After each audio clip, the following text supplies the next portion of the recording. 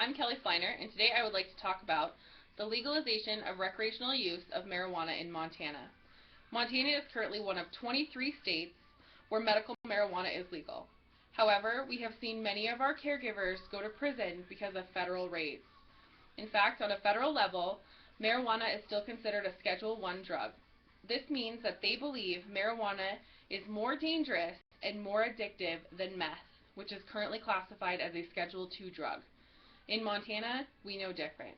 We know that meth is a much bigger problem. In fact, there have been more raids on medical marijuana facilities in the United States under the Obama administration than there have been under any other U.S. president. Can we end prohibition in Montana? We have a crisis in the United States. Our prisons are overpopulated, we are not spending the funds we need on education, and we are in debt as a nation. Marijuana should be removed from criminalization in the Montana justice system and be regulated the same way as alcohol and tobacco. This would help us improve our state's economy, education, and healthcare systems as well. Legalizing marijuana in Montana would bring this country's largest cash crop under the rule of state law. Legalization would create jobs and an economic opportunity in legal markets rather than untaxed illicit sales. Our law enforcement resources could be better utilized on public safety, and our correction system and court costs would be reduced. Most importantly, our state government would gain a significant new source of tax revenue, which could be used for education, healthcare, and other underfunded entities in our state. I'm guessing you're not just going to take my word for it, so I have some statistics for you. The first thing I would like to talk about would be the state of Colorado, which legalized marijuana recreational use on January 1st, 2014. Since retail marijuana sales became legal in Colorado, they have benefited from a decrease in crime rates and traffic fatalities, as well as seen an increase in jobs. The Colorado Department of Revenue revealed that the revenue from retail sales amounted to $40.9 million between January and October of 2014. This is strictly recreational use sales. This does not include medical marijuana or even the business licensing fees that these dispensaries have to pay.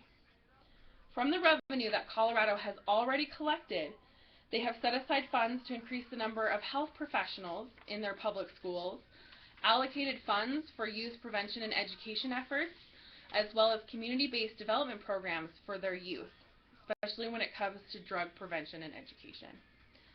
Colorado court systems report that marijuana-related arrests have dropped 84% since 2010. This is when, as a nation, we started to realize that maybe marijuana isn't the most dangerous drug out there. Legalization of retail marijuana sales should be for adults only. Do not get me wrong. Much like alcohol and tobacco use in the United States, children could obtain marijuana and use it illegally. In fact, CNN reports that 1 in 6 teens who start using marijuana will become addicted, and that marijuana is the most commonly abused illegal drug in the United States. If the U.S. were to legalize and decriminalize recreational marijuana use, more time could be spent on education and prevention. According to CNBC, 15.2 million Americans are currently marijuana users, whether or not it is legal in their state.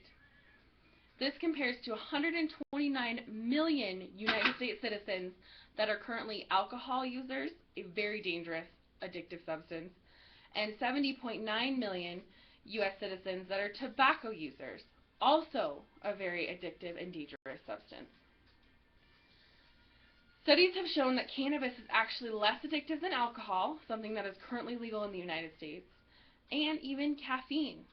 Think about how bad you need that cup of coffee when you wake up in the morning. Legalization would also allow for product standardization to occur. In Colorado, Washington State, Alaska, Washington, D.C., and the 23 states that currently allow medical use of marijuana, this is already happening. Consumers are being educated on the potency of the product, and they are being tested for mold, fungus, bacteria that would otherwise not be regulated. In short, these customers are getting their product in safe and secure ways, and they're being educated on what they are receiving, not just taking their drug dealer's word for it. I have a graphic for you, and I'm hoping you can see it, but this breaks down alcohol versus weed or marijuana. Alcohol is a very addictive substance, and weed, not so addictive. In fact, only 9% of marijuana users as a whole will become addicted.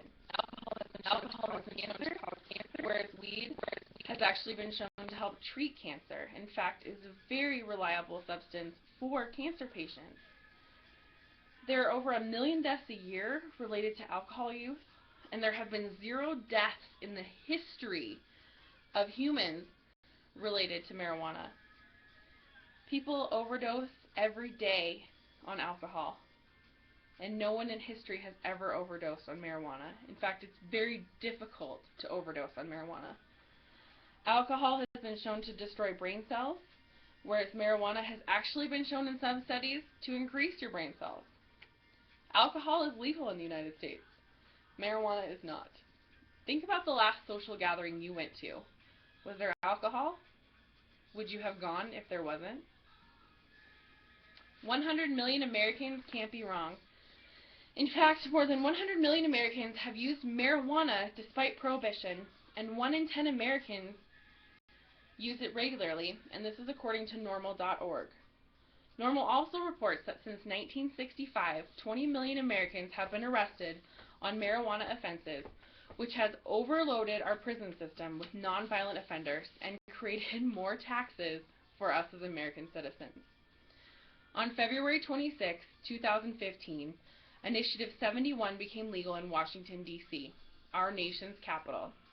2/3 of D.C.'s population voted to allow persons 21 and older to possess 2 ounces or less of cannabis. This made some of our state lawmakers not too happy, but the mayor of D.C. said, you know what, we're going to do it anyway. I have a couple of statistics for you in a video that I'm going to show you, and we will be right back.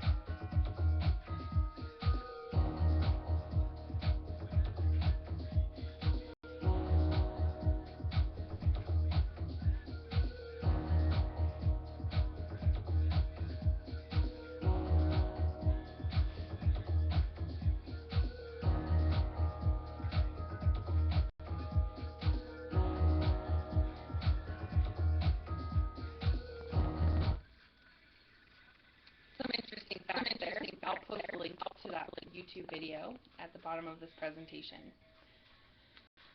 Today I ask you to legalize marijuana in Montana and dedicate a certain percentage to public education, corrections, and our healthcare system. How great would our Montana kids be if their schools had all of the funding that they needed? Also, every child could get the health care he or she deserves just from the tax revenue of retail marijuana. The legalization and decriminalization of marijuana in Montana comes back to this: our kids. We need more money for education, and people want to smoke weed like they want to drink alcohol and smoke cigarettes. Let's tax marijuana like alcohol and tobacco and give our public education and healthcare system the funding it needs. Thank you for listening. If you have any questions, I will post my email at the bottom of this presentation, and I will also post a link to the presentation that is behind me, since I have a feeling quality is not going so great. Thanks for listening. Have a good night.